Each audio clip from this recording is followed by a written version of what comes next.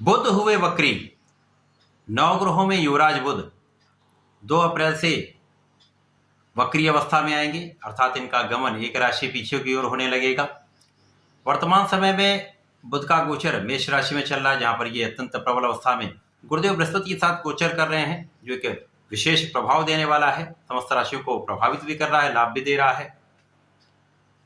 9 अप्रैल को जब इनका गमन मीन राशि में हो जाएगा तो ये राहु के सीधे प्रभाव में पहुंचेंगे, तो दूषित होंगे, जड़ दोष बन जाएगा, जिसका प्रभाव भी समस्त राशियों को प्राप्त होगा। परंतु उसके पश्चात ये जब इनका गमन मीन राशि में आगे बढ़ेगा तो शुक्राचार्य के साथ संपूर्ण सहयोग में होंगे। शुक्राचार्य अपनी उच्च राशि में है, बुध अपनी नीच राशि में होंगे। यहाँ पर बुध का नीच भंग हो जाएगा।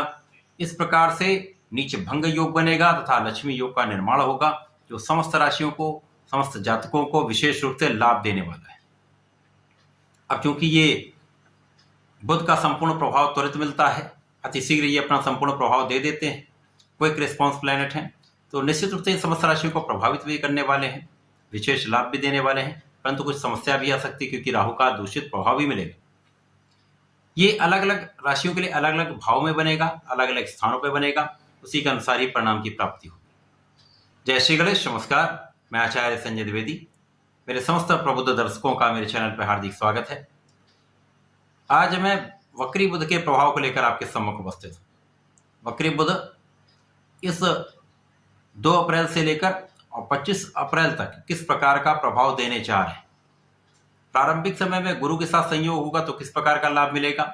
उसके पश्चात जब ये मीन राशि में जाएंगे, यहाँ पर ये राहु के साथ युति प्रभाव में होंगे, तो जड़ दोष बनेगा, उसका क्या प्रभाव मिलेगा, कैसे आप इन समस्याओं से बच सकते हैं। तब उसके पश्चात शुक्र और बुध का महालक्ष्मी योग किस प्रकार से आपको लाभान्वित करने जा रहा है, कितना आप लाभ लेने जा रहे हैं तथा किस प्रकार से समस्याओं से आप बच सकते हैं, उनका संपूर्ण विश्लेषण मैं पूर्ण तर्क के साथ करने जा रहा हूं। आज मैं धनु राशि का वक्री बुध के प्रभावों का विश्लेषण करने जा रहा हूं। धनु राशि के लिए यदि हम अवलोकन करें तो बुध अत्यंत महत्वपूर्ण इसलिए भी है क्योंकि ये 2 केंद्र के स्वामी हैं। यहाँ पर बुध सप्तम भाव के स्वामी है तथा आपके कार्य क्षेत्र के स्वामी। सप्तमेश कार्य क्षेत्र के स्वामी का गोचर वर्तमान समय में आपके पंचम भाव में चल रहा है। पंचम भाव जो कि एक त्रिकोण का भाव है, तो केंद्र और त्रिकोण के राजयोग का लाभ मिल रहा है, क्योंकि यहाँ पर सबसे महत्वपूर्ण ये लग्न के स्वामी गुरुदेव बृहस्पति के साथ ये गोचर चल रहा है। तो बुध और गुरु का संयोग और युति प्रभाव महालाभकारी हो रहा है।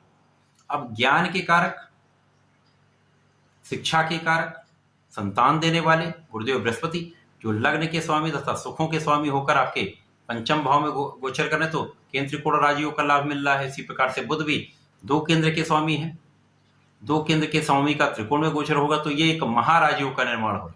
केंद्र त्रिकोण राजयोग का आपको लाभ मिल रहा है, जिसके कारण आपकी बुद्धि का बल अत्यंत प्रखर है, आप कुशाग्र हैं, बुद्धि का बल भी बहुत अच्छा है, ज्ञान का बल भी बहुत अच्छा है, धैर्य भी आपके अंदर है, साथ में आपका विवेक भी बहुत अच्छा है।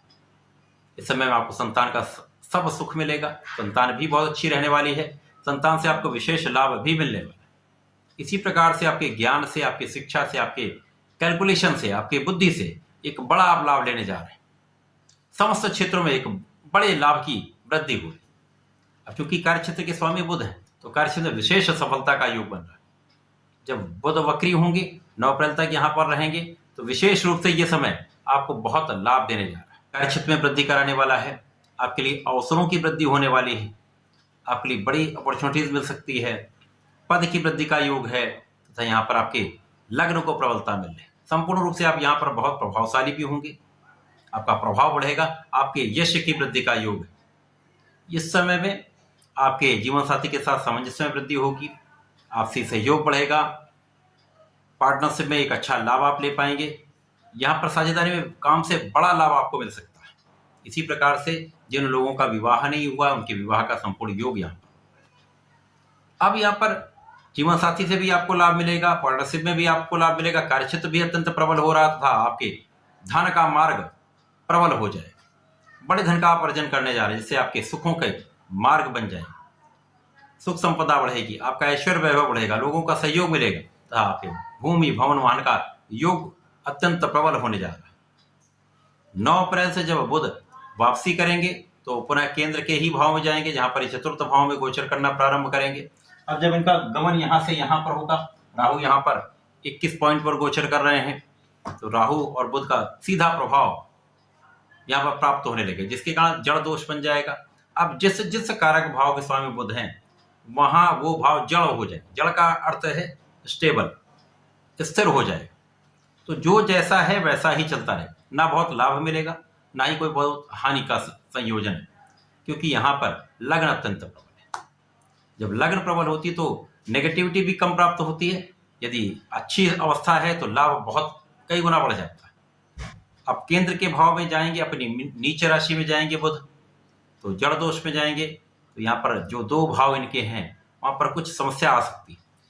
जैसे आपके चतुर्थ में होकर दशम पर दृष्टि का प्रभाव, तो लोगों के बीच में जो आपका प्रभाव होता है उस पर कुछ लोग आलोचनात्मक कार्य करने लगते हैं, आपकी आलोचना करने लगते हैं, तो इसके कारण कहीं ना कहीं तनाव बढ़ता है, आपसी सहयोग जो है वो कम हो जाता है।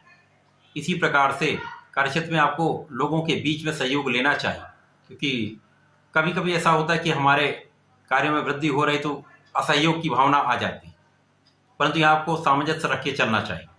इसी प्रकार से जीवन साथी के साथ कुछ क्लेश की स्थिति बन सकती है। पार्टनरशिप में आपको सजग रहना चाहिए। इस समय में जब वक्री बुध का प्रभाव होगा, जब राहु के साथ दोष में होंगे, तो यहाँ पर एक भ्रम की स्थिति के कारण पार्टनरशिप में समस्या आ सकती है। तो बहुत सजग, बहुत धैर्य के साथ आपको कार्य करना चाहिए।